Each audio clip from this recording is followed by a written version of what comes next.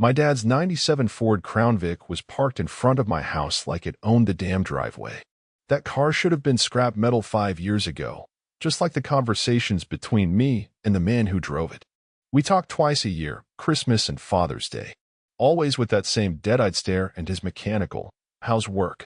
So when I pulled up at 3:48 p.m. on a random Wednesday and saw it sitting there like some forgotten relic from my childhood, I didn't even get out of the car right away. I just sat, key in the ignition, engine running, staring at that chipped navy blue trunk with its faded Marines bumper sticker and thinking, nope, this isn't right.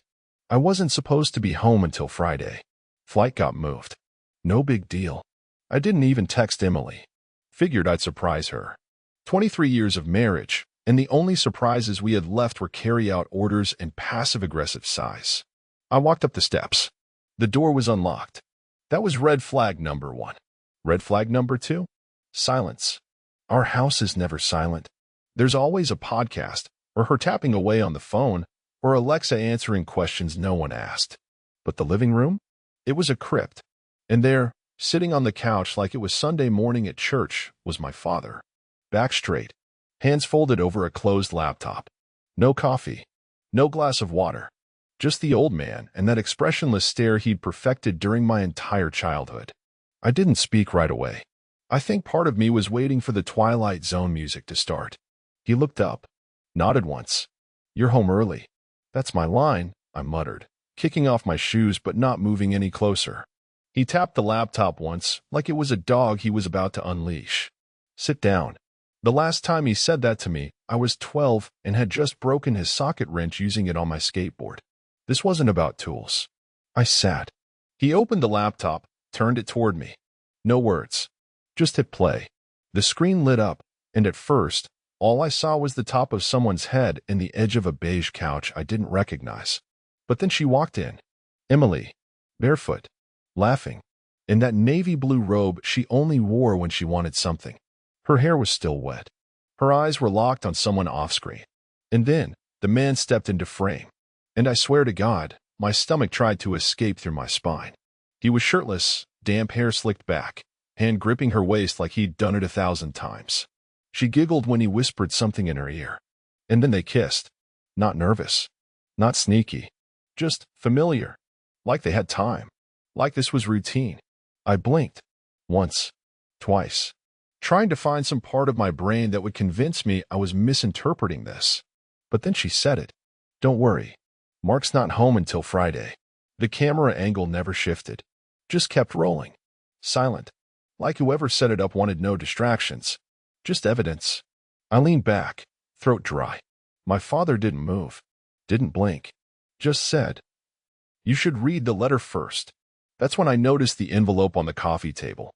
My name written in bold block letters. No return address. Just Mark and his all-caps handwriting I hadn't seen since he wrote "Congrats" in my high school yearbook. I didn't touch it. I couldn't move. Because the one thing no one ever warns you about betrayal is how quiet it is. There's no scream. No explosion. Just a long, low ringing in your ears while your life repaints itself in a color you don't recognize. And in that silence, I finally asked the only question I could choke out. "How long have you known?" He didn't answer. Just leaned back and slid a second envelope across the table. This one was legal-sized and printed. The audio was off, but I didn't need sound to feel the sickness crawl up my throat like it was clawing to get out. She was moving around our guest room like it was hers. Emily always hated that room. Said it smelled like old paper and broken dreams. But there she was, adjusting the lamp, fluffing the pillow, checking her phone. She looked relaxed, comfortable, not a trace of guilt on her face. That smile? It wasn't forced. It was rehearsed. Then the man walked in, still shirtless, still wet hair, still that smug, casual confidence that comes with knowing the place you're not supposed to be in belongs to you, too. They didn't even wait. He sat down on the bed. She straddled him, her hands tangled in his hair while his mouth went to her neck. And somewhere in that mess of limbs and betrayal, she laughed again. I recognized that laugh. It's the one she used to reserve for me on Saturdays when our daughter went to piano practice and we had the house to ourselves. It's also the laugh I hadn't heard in years. I used to think stress took it away. Mortgage, work, the dull hum of married life. Turns out, she just gave it to someone else. The camera didn't move. It didn't zoom or shake or adjust focus.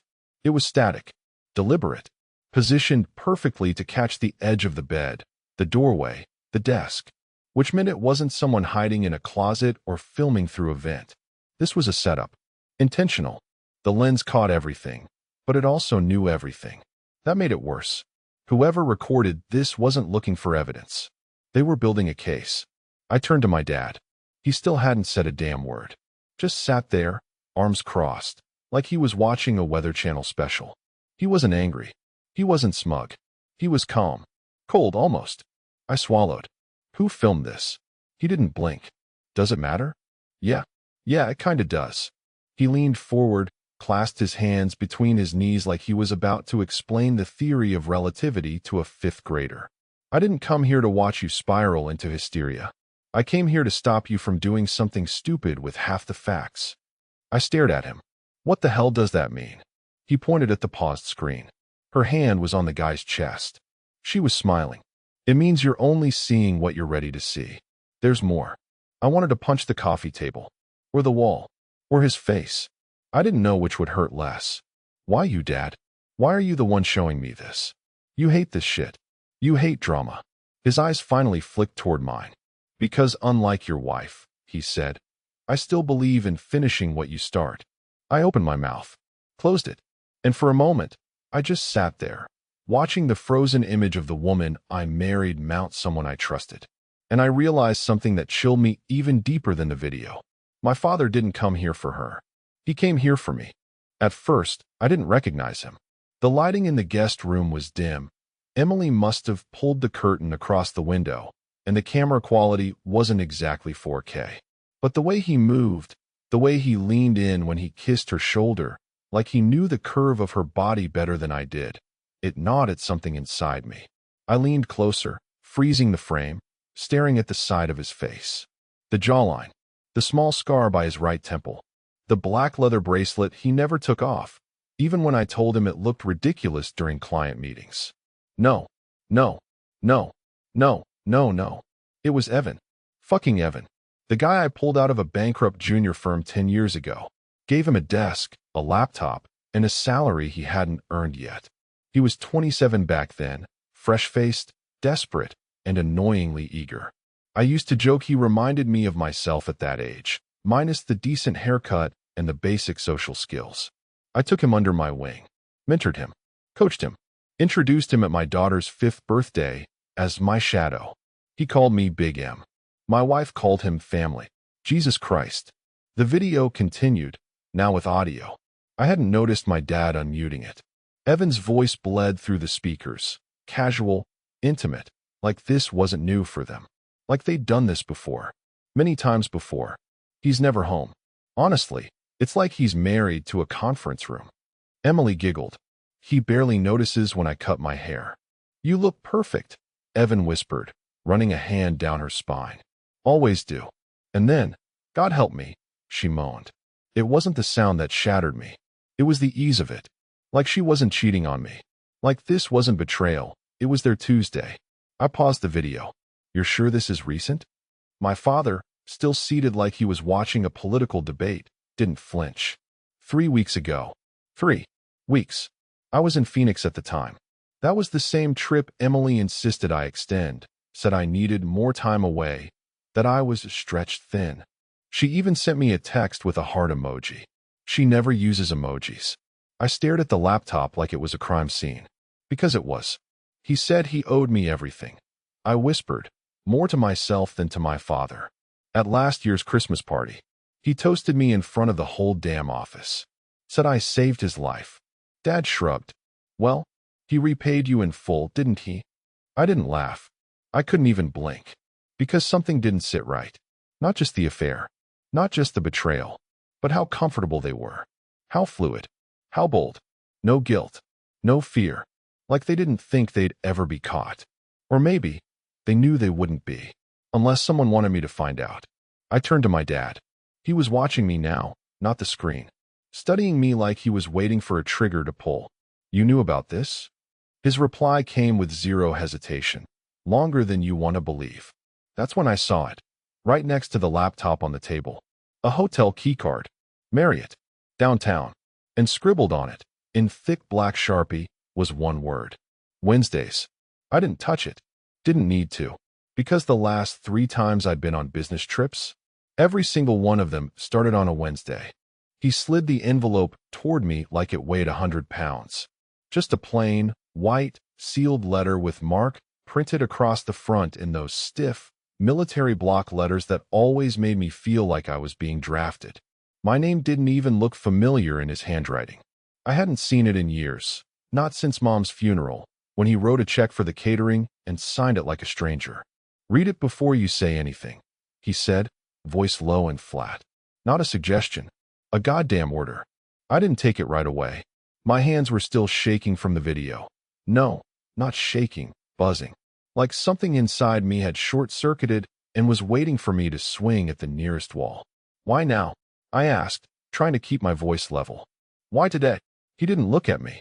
Just picked up the hotel keycard again, turned it in his fingers like it was a poker chip. "Because you finally got home early. And because she's not here to lie to your face." That last part twisted the knife. Not if she lied. Just a clean, surgical win. "You know," I said, biting back bile. "You could have just told me. Save me the damn trauma reel." "No," he said. "You'd justified it. Rationalized it. Made excuses for her and called it stress, work, routine, whatever you corporate types do to avoid reality. But paper doesn't argue. Paper doesn't blink." I finally grabbed the envelope. The seal was crisp, untouched, meaning whatever this was, he'd written it ahead of time. "Planned this. You don't trust me to hear it from you? I trust you to read," he said, without missing a beat. I tore it open. It wasn't long, half a page, maybe, typed, which was already weird, because the man still uses a flip phone and signs checks in cursive. But there it was, in 12-point Times New Roman, sitting in my lap like a bomb about to detonate. "Mark, I waited too long to tell you. I own that. But you needed to see it before you blamed the wrong people. You always assume motive where there's just weakness. You protect the wrong ones. You've done it your whole life. I knew about Emily and Evan. I didn't want to be the one to break it, but I also couldn't let you keep bleeding without knowing why. You weren't a victim. You were distracted. You'll hate me for saying that. That's fine. But you don't get to skip the mirror just because someone else broke the glass." I read it again. And again. Distracted? That word clanged in my skull like a dropped wrench on concrete. Distracted? "You think this is my fault," I said, not looking up. "I think you think everything isn't," he replied calmly. "Which is worse?" The fury came fast, hot, like a lit match thrown into gasoline. I stood up, so suddenly the chair scraped backward with a squeal. "You self-righteous bastard," I hissed. "You sit there with your dead-eyed wisdom, hand me divorce papers like you're helping, and now this? A lecture on how I failed her?" After watching that video, he didn't even flinch. Just looked up with that maddening, granite-cold gaze I'd spent my whole childhood trying to impress. Trying, and always failing. "I'm not defending her," he said. "I'm warning you. Because you're about to burn the house down, and someone else is still in it." I blinked. What the hell does that mean? He didn't answer. Just reached into his coat pocket and pulled out another envelope. This one larger, thicker. Manila. Yellowed on the edges. A faint oil stain on the corner, like it had been sitting in the garage for months. He dropped it on the table next to the laptop. "This one," he said, "is from the past. But before you open it, look at me." I didn't want to, but I did. "Whatever you feel right now, multiply it. Because it's not over." And then he stood. Didn't wait for me to speak. Just walked out, slow and measured, like a man who had finally delivered the last box in a house fire. And I was left standing there, alone, with the footage still paused, the first envelope in my hand, and the second one staring back at me like it already knew the ending. I hadn't even had time to fold the first letter shut when the next envelope made its quiet little slide across the table. Legal size. Cream-colored. The kind of paper that smells like stale air and looming financial ruin. I stared at it like it might bite. He didn't say a word. Just tapped it once with 2 fingers and took a step back, like his work here was done. I opened it with the kind of dull dread you usually reserve for biopsy results. And there it was. Divorce petition, State of Illinois. Filed. Stamped. Pre-signed. Emily's signature in her clean, bubbly cursive right at the bottom. The same signature she used on our wedding invitation RSVPs. The same one printed on the checks we mailed to piano teachers and the orthodontist. Only this time, it sat there like a weapon. Legal. Final. And mine to countersign. I flipped to the last page. My father's name. In the witness section. Witness. Not support, not advisor, not concerned relative. Witness. I looked up at him, waiting for the punchline. For some muttered explanation. For anything that didn't feel like a kick to the chest with steel-toed boots. But he just stood there, hands behind his back. Like this was all some grim ceremony he'd officiated before. You witnessed this? I did. For her? With her. I witnessed the signature. I didn't write the script. But you handed me the script, I snapped, slamming the folder shut. Neatly bound. With all the right props. And your goddamn name printed at the bottom like this was a notarized betrayal. His face didn't change. You think she was going to let you find out naturally? You think you were going to walk in one day, and she just blurted out? Hey honey, I've been banging your protege on company time. Pass the piece. I gritted my teeth. You could have told me first. Privately. Before the theater production. I tried, he said. A year ago. You laughed it off. Said I was reading into things. Said Emily was just friendly. I remembered that conversation now. Thanksgiving. I'd brushed him off while slicing turkey. He'd mentioned the way Evan looked at Emily. How his hand lingered on her back too long. I told him to stop acting like some jealous ex-Marine and enjoy his stuffing. Guess who saw that coming? Did you two plan this? I asked, voice sharp, dangerous. Sit around watching tapes, drawing up paperwork like it was a business merger? He blinked, slow. No, I didn't plan this. She did. I just stopped pretending not to know. I laughed. Loud. Bitter. So you became her accomplice? I became your fail-safe. God, that hit harder than anything else. Because part of me, some pitiful, bleeding part, believed him. I dropped into the chair, elbows on my knees, papers in my lap, trying to breathe through the static filling my ears. This wasn't how people find out their marriages are over. Not with court filings and folder taps. Not with a family member doubling as a witness to your destruction. I flipped through the papers again, looking for some mistake. Something left blank. But it was clean. Streamlined. Like she'd been preparing this for a while. Assets split. Custody not applicable. Our daughter was already in college. No alimony requested. Just a clean break. Too clean. That's when I noticed it. A post-it note tucked inside one of the pages, written in Emily's handwriting. You'll understand one day. This was the kindest way. I stared at it like it was a joke. Kindest? There's nothing kind about a tactical nuke dropped from your own roof. And yet, there it was. My wife's justification, scrawled in pastel pink ink. I turned to my dad, numb. You still think I shouldn't scream? His eyes softened, just slightly. I think screaming is the easy part. He pointed at the manila envelope I still hadn't opened. The hard part's in there. The manila envelope felt soft, but bloated, like it held more than just paper. I peeled it open with a kind of reverence, like I was disarming a relic, something ancient and radioactive that had been hidden away for good reason. Inside, a letter, yellowed at the edges, clearly typed on an old typewriter, my dad's, probably the same one he used to fill out job applications in the 80s. That weird faded ink ribbon gave every E a half-moon shape. There was something else inside, too. A flash drive. I didn't plug it in. Not yet. Just held it between my fingers, feeling how absurdly small it was. How something this light could carry something this heavy. I unfolded the letter. Mark. If you're reading this, I decided I couldn't look you in the eye and tell you all of it. I tried to more than once. But you always interrupted. Always moved on. So here it is. Your wife and Evan have been seeing each other since early last year, maybe longer, but that's when I first confirmed it. I didn't find out the way you'd expect. I didn't stumble across it, and no one confessed. It was your daughter. I stopped reading. The letters on the page swam. For a second, I couldn't breathe. Like someone had put a plastic bag over my head and whispered, "Keep going." I picked it back up. She told me after her piano recital. March 12th, Said she walked in on Emily and Uncle Evan in the kitchen. Nothing explicit, but close enough. She didn't tell you because, in her words, Dad wouldn't believe me. I didn't blame her. You were unreachable, consumed. She didn't want to hurt you. She thought maybe it was a mistake. Maybe it would end. But it didn't. So I did something I swore I'd never do. I bought a camera. Set it up in the guest room, the kitchen, and yes, the office. Hidden, of course. I did it to protect you. And her. But mostly, I needed proof. Because you only listen to proof. I stood up from the table.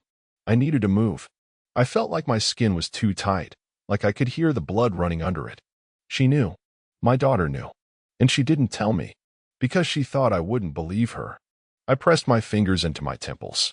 I could practically feel the ghost of every missed text, every brushed-off dinner invitation, every "I'll be home late, sweetie" replaying like evidence in my head.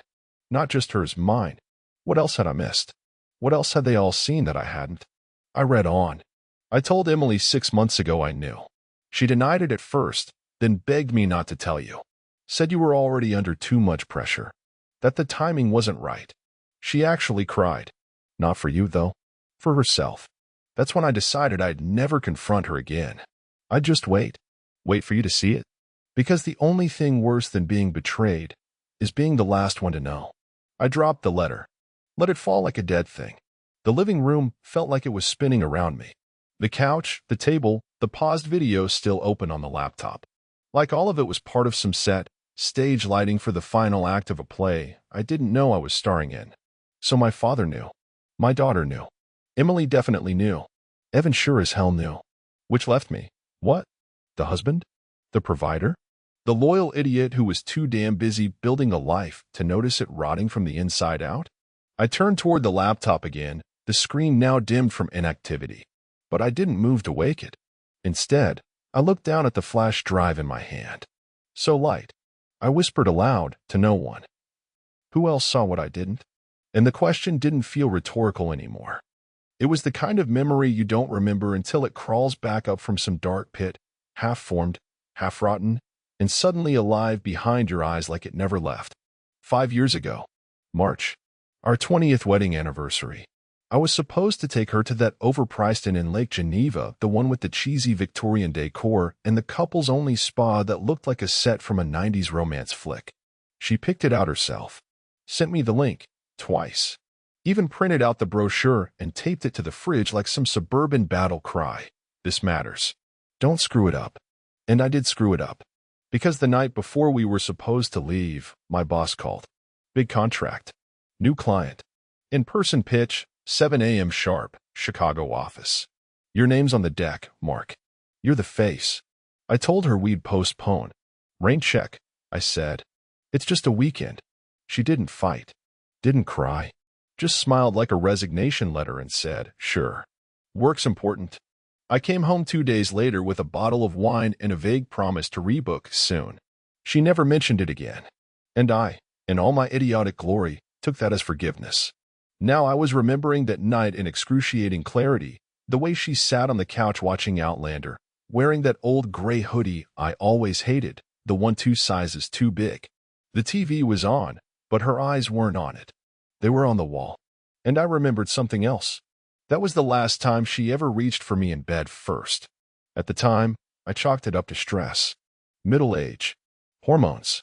Whatever box I could shove the awkward silence into. But now I saw the crack. Hairline.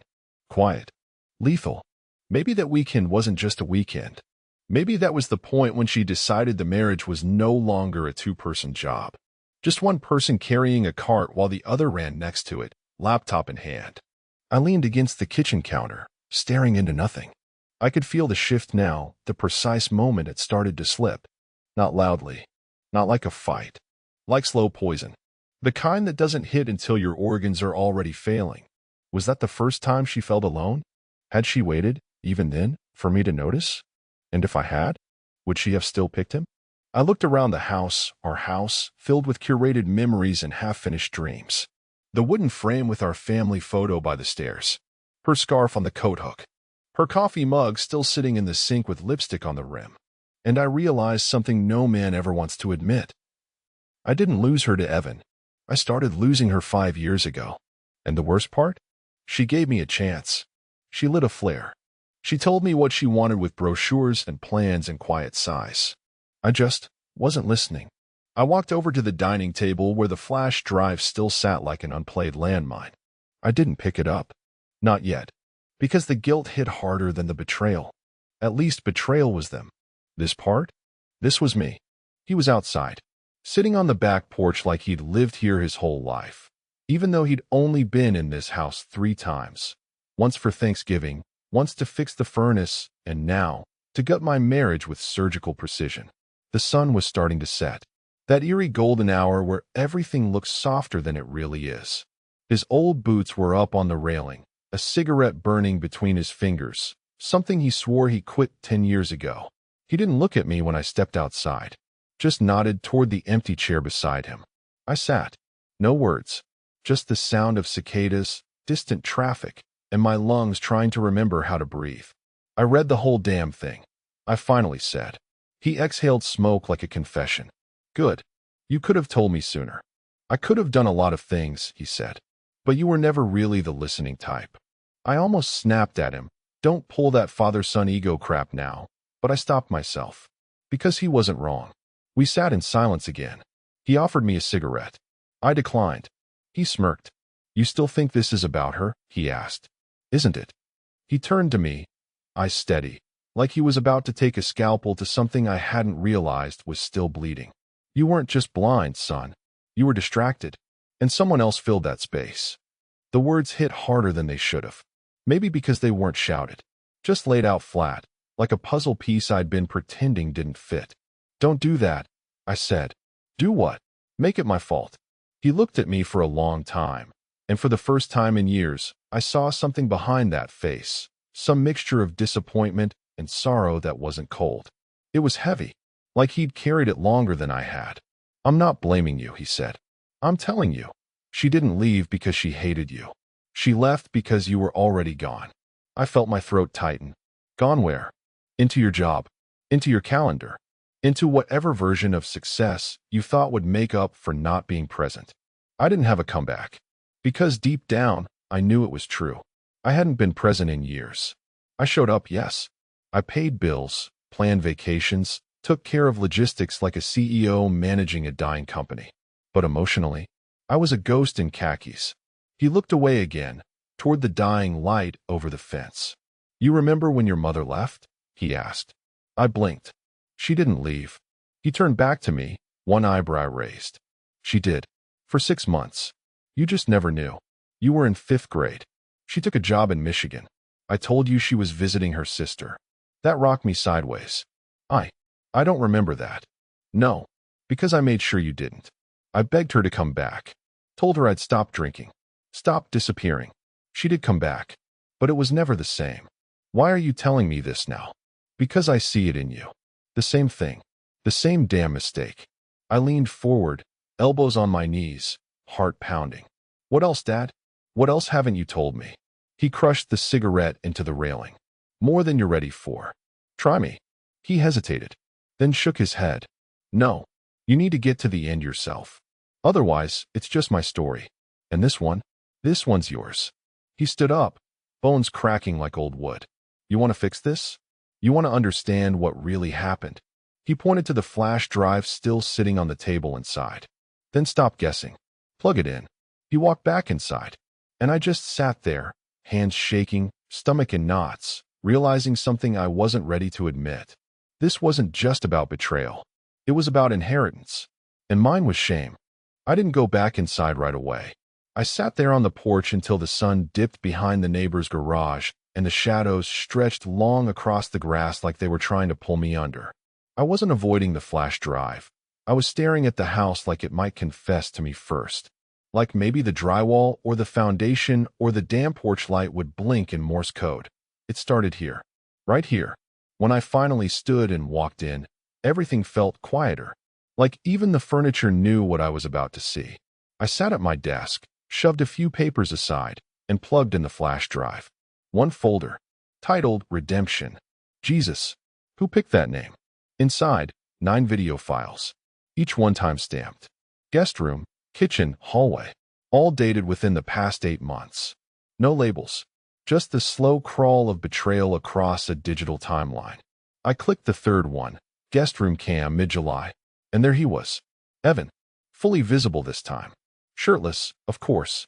Laughing. That same smug posture he always had, even when I used to call him rough around the edges. He walked into frame with a bottle of wine in one hand and my wife's hip in the other. And then I heard it. Emily's voice. You think he'll ever figure it out? Evan shrugged, grinning. Mark? Please. He's married to his goddamn Outlook calendar. She laughed. They both laughed. And that sound, it wasn't new. It was old. Polished. Practiced. It hit me all at once. This wasn't just some slip. Some moment of weakness. This was a second life, built over the ruins of the one I thought I had. Brick by brick. Bed by bed. I clenched the mouse tighter as the video played on.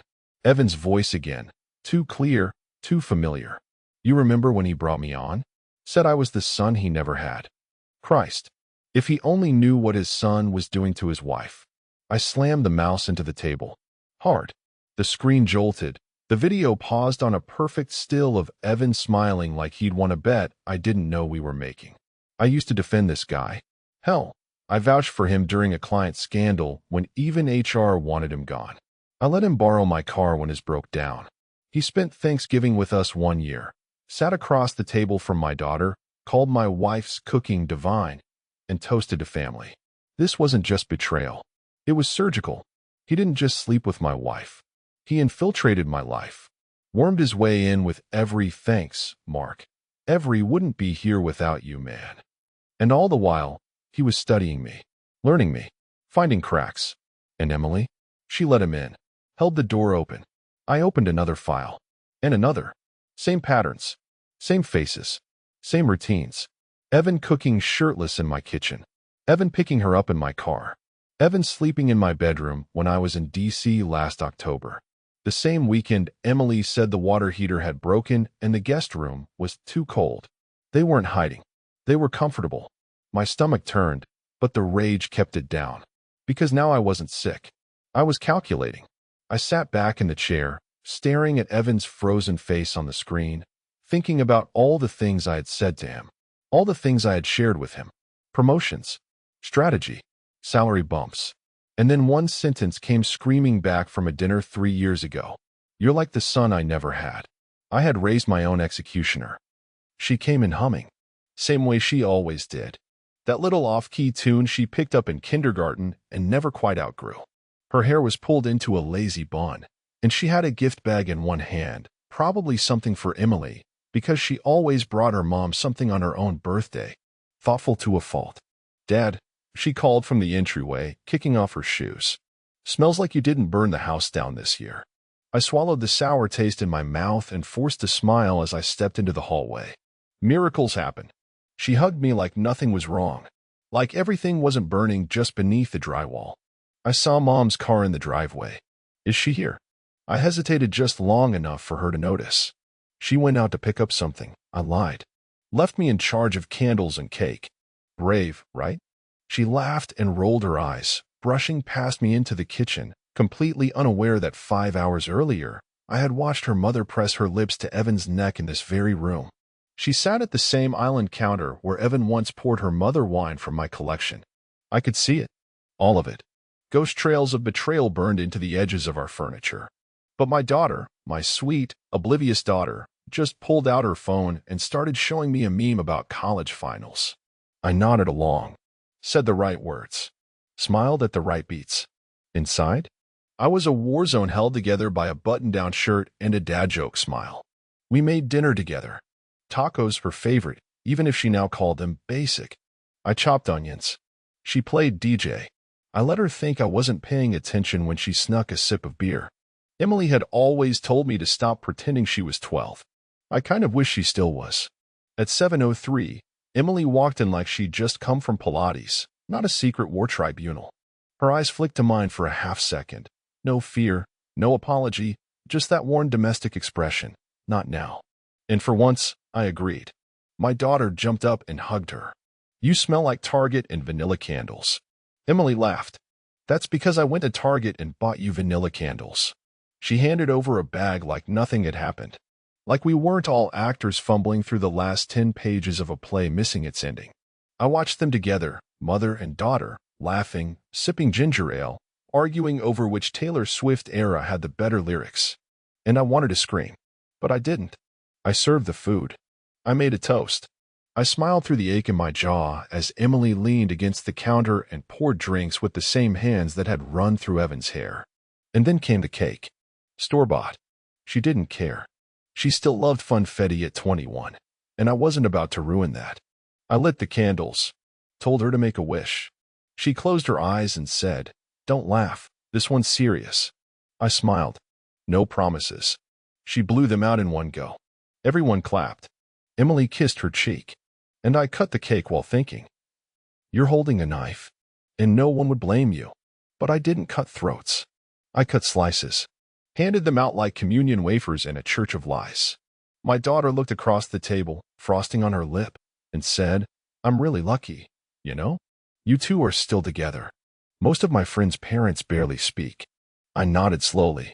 My voice caught in my throat before I forced it out. "Yeah, we're lucky." And I knew that I wouldn't tell her. Not tonight. Maybe not ever. Because I'd rather she think her family cracked quietly under the weight of time than realize it was dismantled, piece by piece, by the people she trusted most. He was sitting in the garage this time. After dinner. After the cake. After the forced smiles and long, aching silences between sentences that should have meant something. My daughter had gone upstairs to crash for a bit before heading out, blissfully unaware that her entire foundation was balancing on a lie with a birthday candle stuck in it. Emily had offered to clean. I let her. Small victories. The garage light buzzed when I opened the door. My dad was perched on the old workbench stool, a half-empty beer in one hand and an unopened envelope in the other. Not legal size this time. Smaller.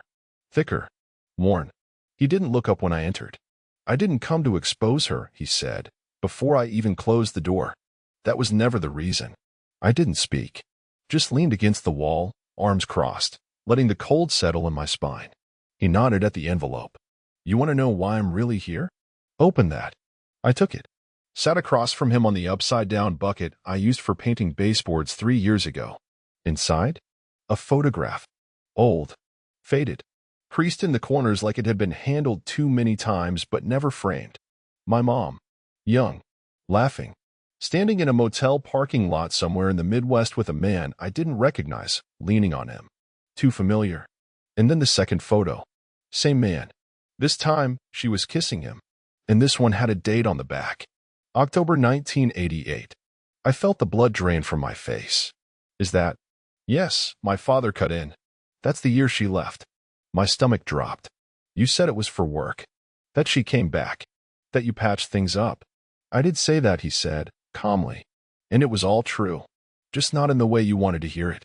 I stared at the photo. My mother's smile, carefree, unburdened, alive in a way I hadn't seen since I was 8 years old. "She had an affair?" "She had a life," he said.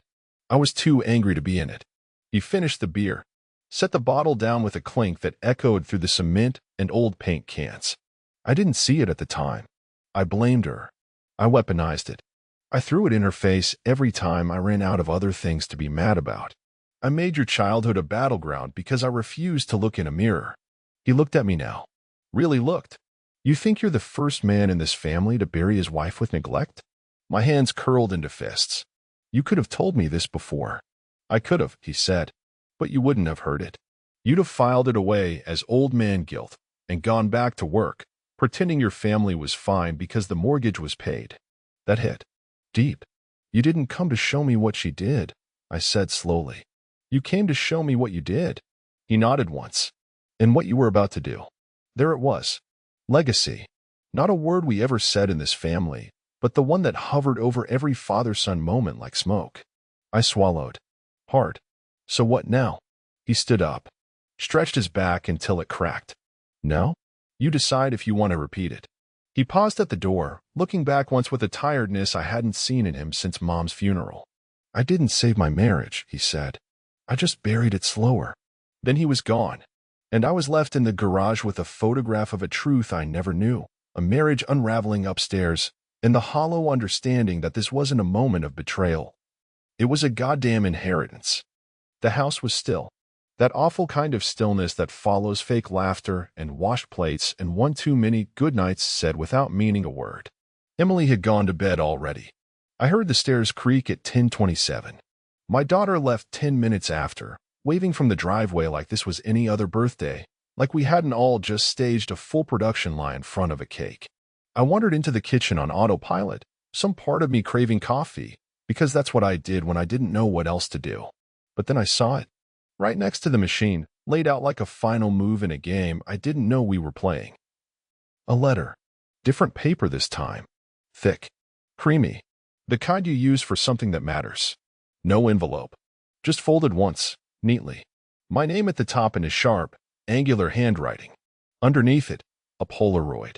I stared at the photo first. Emily. Alone. Sitting in a car in the Target parking lot. Hair pulled back. No makeup. Eyes red. She looked younger. Smaller. Weaker. Like someone had hit pause in the middle of a breakdown. The timestamp in the bottom corner hit me in the gut like a shovel. September 5th, 2020. I didn't need a calendar to know what day that was. It was the day we were supposed to renew our vows. 15 years. She'd picked the park, even booked the officiant from our original wedding. There was a dinner reservation, a night at a B&B. A whole weekend, wrapped in gold lettering and Google Calendar invites she printed out and stuck to the fridge. And I missed it. Work emergency. The kind that could have waited. But I took the call, flew to Seattle, and never once checked my messages until the following Monday. She told me later it was fine. We'll do it another time.